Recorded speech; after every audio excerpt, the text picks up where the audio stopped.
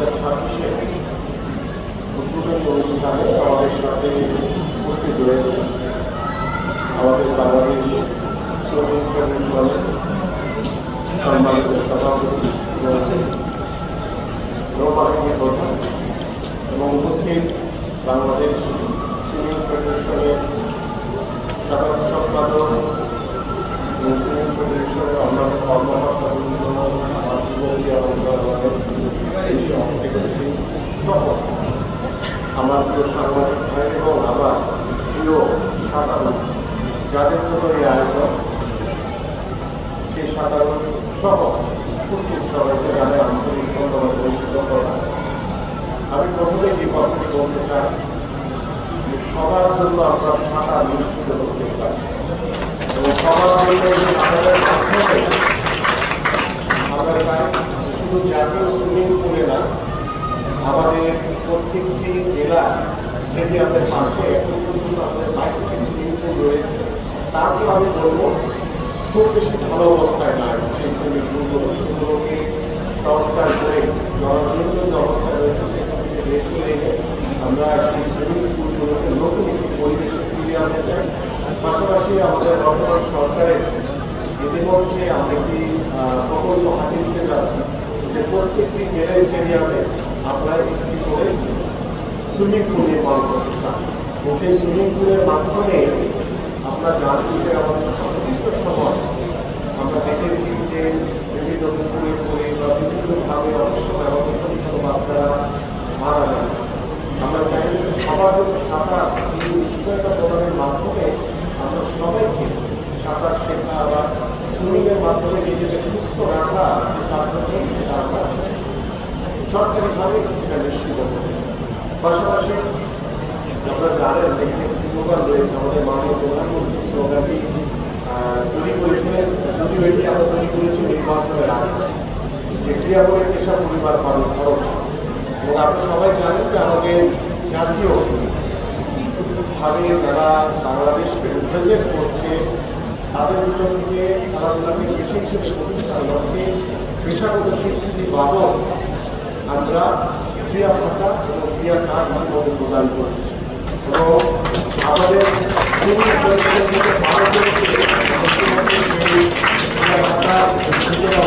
রয়েছে এবং আমরা আশা করি আমাদের আগামীতে আরো 300 জন, আমরা এখন পর্যন্ত 300 জনকে নিয়েছি। আমরা এই জুলাই আগস্টের পরপরই আমরা ইতিমধ্যে আমাদের কার্যক্রম চলমান রয়েছে।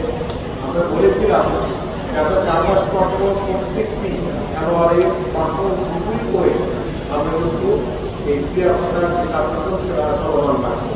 আমাদের কিছুদিন আছে এগুলো আমরা রিভিউ করে আমরা 300 জনের সাথে আরো 300 জনকে অন্তর্ভুক্ত করে আমরা এই ক্রিয়া ভাতার কার্যক্রম আমাদের চলমান থাকবে। পাশাপাশি আমাদের নতুন করে স্পোর্টস সম্পর্কে আমরা সবাই অবগত আছে। এই নতুন করে স্পোর্টসে আমরা সাঁতারকে কিন্তু সর্বোচ্চ গুরুত্ব দেওয়া হয়েছে এবং সাঁতারের মাধ্যমে আমরা ইতিমধ্যে আমাদের উপজেলা, জেলা এবং আঞ্চলিক বিভাগীয় পর্যায়ে শেষ করে জাতীয় পর্যায়ের জন্য আমরা অপেক্ষামান রয়েছি যে আমাদের 21শে জুলাই আমরা বীরপুর শেরেবাংলা জাতীয় ক্রিকেট স্টেডিয়াম থেকে আমরা উদ্বোধন করব এবং আমাদের 27শে জুলাই আমাদের মাননীয় প্রধানমন্ত্রী উপস্থিত থাকবেন আমাদের আর্মি স্টেডিয়ামে এবং উপস্থিত থেকে তিনি আমাদের প্রথম আসর উদ্বোধনী সেটা সমাপনী অনুষ্ঠানে পুরস্কার বিতরণ করবেন সকল ক্রীড়াবিদদের। এবং আমরা প্রথমটি শেষ না করার আগে আমরা কিন্তু দ্বিতীয় আসরের কার্যক্রম শুরু করে দিয়েছি।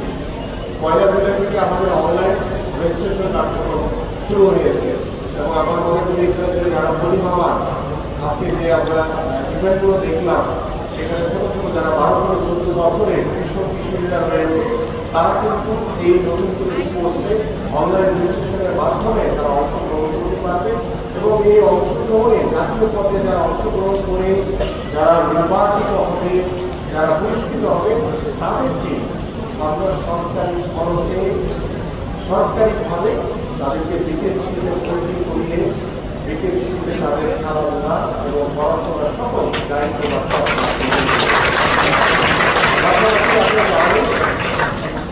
যে আমরা খেলাধুলাকে সর্বোচ্চ গুরুত্ব দিয়ে আমরা আমাদের জাতীয় শিক্ষাক্রমে 4র্থ শ্রেণী থেকে পড়াশোনাগুলো করতে চাচ্ছি। আমরা সবসময় বাংলা, ইংলিশ, গণিত, সমাজ, বিজ্ঞান, ইতিহাস বিভিন্ন বিষয় নিয়ে পড়াশোনা করেছি। ফুটবল নিয়ে কিন্তু কেউ পড়াশোনা করে, কিংবা ক্রিকেট নিয়ে কেউ পড়াশোনা করে, কিংবা সাঁতার নিয়ে কেউ পড়াশোনা করে না। এইবার কিন্তু আগামী শিক্ষার্থীদের চতুর্থ শ্রেণী থেকে এই বিষয়ভিত্তিক ট্রেনগুলোর উপরে প্রত্যেকটি ছাত্র এবং ছাত্রীকে কিন্তু পড়াশোনা করতে হবে, এবং সেই পড়াশোনার মাধ্যমে সেখানে বিভিন্ন পরীক্ষা থাকবে, এবং সেখানে সুইমিং পুলে সুইমারদের জন্য, ফুটবল নাটকের জন্য ফুটবল গ্রাউন্ডে, ক্রিকেটারদের জন্য ক্রিকেট গ্রাউন্ডে প্র্যাকটিসের মাধ্যমে আমরা আমাদের প্রত্যেকটি সন্তানকে খেলার মাঠে আনতে চাই। এবং এটা খুবই স্বাভাবিক এবং বাস্তবিক একটি চিত্র হচ্ছে যে আমাদের সন্তানরা পড়াশোনা শেষ করে, আমাদের স্কুলে শেষ করে তারা বাসায় যায়, বাসায় গিয়ে তারা হয়তো বা ডিভাইসে আসক্ত হয়ে যায়, টেকনোলজি নিয়ে তারা ব্যস্ত হয়ে যায়। কারণ আমরা বাধ্য করছি যে বাবা মারা যেভাবে সকালবেলা স্কুলে চলে যায় তাদের সন্তানদের পড়াশোনার লাগবে, এবং তারা কষ্ট করে দীর্ঘ সময় তারা তাদের সন্তানদের পাশে থাকে। ঠিক স্কুলের শেষে যখন তারা বাসায় আসে, আমরা আবার বাধ্য করছি তাদেরকে খেলার মাঠে আসা। কারণ খেলার মাঠে যদি সেই শিক্ষার্থী না আসে চতুর্থ শ্রেণীর, তাহলে সে কিন্তু পরীক্ষা ফেল করবে। তো পরীক্ষায় পাশ করার জন্য হলেও তাকে খেলার মাঠে কিন্তু আসতে হবে। এইভাবে আমরা আমাদের ভবিষ্যৎ প্রজন্মকে একটি খেলার উপযোগী মাঠে, খেলার উপযোগী পরিবেশে, খেলার উপযোগী একটি বাস্তবিক স্পোর্টসের মাধ্যমে আমরা যেমন নিজেদেরকে সুস্থভাবে গড়ে তুলতে পারি, আমাদের ভবিষ্যৎ প্রজন্মকে ঠিক তেমনি ডিভাইসের আসক্তি থেকে দূরে রাখতে পারি। সর্বোপরি মাদকের যে একটি দুর্লভ অবস্থার ভিতরে আমরা বিরোধমান রয়েছি, আমরা সেই মাদক থেকে দূরে রাখার জন্য খেলাধুলার কোনো বিকল্প নেই।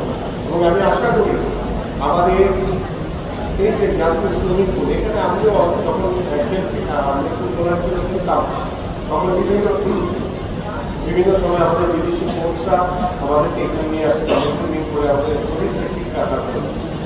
আমি চাই যে আমাদের ভবিষ্যতে এবং আমাদের সুযোগ করে বলবো যে তিনি যেহেতু নৌবাহিনীর প্রধান হিসেবে দায়িত্বরত রয়েছে, এবং তিনি একজন বাংলাদেশের নাগরিকের মতো করে নাগরিক হিসেবে তাদের দায়িত্ব রয়েছে, সেই দায়িত্ব সঠিকভাবে পালন করার চেষ্টা করছে।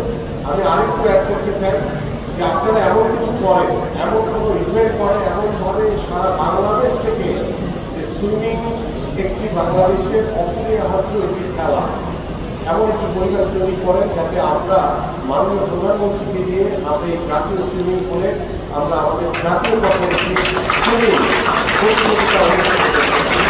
আমাদের মাননীয় প্রধানমন্ত্রী তিনি অত্যন্ত ক্রিয়া বান্ধব, ক্রিয়ামূলী একজন মানুষ। ছোট ছোট বিষয়গুলো তিনি কিন্তু খুব খোঁজ খবর রাখেন। আমি গতকালকে আমার কাছে একটি ভিডিও পাঠিয়েছিল আমাদের মাননীয় প্রধানমন্ত্রী। আমাদের সেই খাগড়াছড়িতে একজন সহযোগী অধ্যাপক আছে, তিনি নিজেকে আয়রন ম্যান হিসেবে প্রতিষ্ঠিত করতে চান, এবং আয়রন ম্যান সম্পর্কে আপনার অনেকেরই ধারণা আছে। সেখানে দীর্ঘ পথ দৌড়াতে হয়, সেখানে সাঁতার কাটতে হয়, এবং সেখানে সাইক্লিং করতে হয়। তিনটির সমন্বয়ে আয়রন ম্যান হতে হয়। তিনি চেষ্টা করছেন, তিনি সহযোগী অধ্যাপক, তার ভিতর থেকে তার সময় বের করে তিনি নিজেকে প্রতিষ্ঠিত করার চেষ্টা করছেন। মাননীয় প্রধানমন্ত্রী তিনি গতকালকে এটি আমাকে পাঠিয়ে, আমি উনি পাঠালে এটা আমি বুঝতে পারি তাকে কী করতে হবে, এবং তাৎক্ষণিকভাবে আমার প্রেস সেক্রেটারি আছে, তার সাথে কথা বলে আমি বলেছি যে আমাদের সেই সুযোগ্য আয়রন ম্যান ভবিষ্যতে নিজেকে প্রতিষ্ঠিত করতে চান, তাকে একটু দেওয়া দেন, আমি তার সাথে বসতে চাই, এবং তার কী পরিমাণ সহযোগিতা দরকার সেই সহযোগিতাটুকু আমরা তাকে দিতে চাই। আমাদের মাননীয় প্রধানমন্ত্রী হচ্ছেন আমাদের একজন মানুষ। এরকম ছোট ছোট বিষয় রয়েছে। আপনারা অনেকে ছাত্র রয়েছে, সোহানের কথা বলে আছে, ছোট্ট একটি শিশু, সম্ভবত 5 বছর বা 6 বছর বয়স হয়। সেই ভিডিওকে তিনি যখন লন্ডনে ছিলেন, তখন তিনি বাংলাদেশে আসেননি, আমাদের মাননীয় প্রধানমন্ত্রী তিনি ওইখান থেকে ওই ভিডিওটি আমাকে পাঠিয়েছিলেন। আমি তাৎক্ষণিকভাবে আমি পরের দিন সেই চাঁদপুরের মধ্যবিকে ওই সোহানের দায়িত্ব গত 2 থেকে 2.5 বছর আমরা কিন্তু এখন মাননীয় প্রধানমন্ত্রী একটি আর্থিক অনুদান এবং তার পড়াশোনা সহ খেলাধুলার দায়িত্ব কিন্তু আমাদের মাননীয় প্রধানমন্ত্রী নিয়ে রেখেছে। এইভাবে অসংখ্য অগণিত ক্রীড়াবিদ রয়েছেন যাদেরকে তিনি গত 4-5 বছর ধরে ওই পরিবারগুলোর পাশে তিনি দাঁড়িয়ে আছেন। এটা কেউ জানেও না, আমরাও কখনো বলি না। বাট আমার কাছে মনে হয়েছে পৃথিবী এত যে বাংলাদেশ মানুষ এত উৎসাহ দিতে পছন্দ করেন, এই বিষয়গুলো মিডিয়ার মাধ্যমে এবং আমাদের ভবিষ্যৎ প্রজন্ম যারা রয়েছে তাদেরকে আপনাকে জানাতে চাই। কারণ এই এক্সাম্পলগুলো আমাদের ভবিষ্যতে অনেক তরুণ ভবিষ্যৎ ক্রীড়াঙ্গনে অনেক সুপারস্টার তৈরি করবে। এবং আমরা আশাবাদী যে আমাদের মাননীয় প্রধানমন্ত্রী যে পরিকল্পনা নিয়েছে যে আমরা বিশেষ করে আমাদের যে রিপ্রেজেন্ট ইভেন্টগুলো রয়েছে, দলীয় যে ইভেন্টগুলো রয়েছে, আমরা ধাপে ধাপে, আমি মনে করি, বলছি না যে আমরা রাতারাতি সব চেঞ্জ করে ফেলতে পারবো, আমাদের সময় নিয়ে আমরা মনে করি যে আমরা যেটা শুরু করেছি গত 4 মাস ধরে, এটা একদম জিরো থেকে শুরু করি।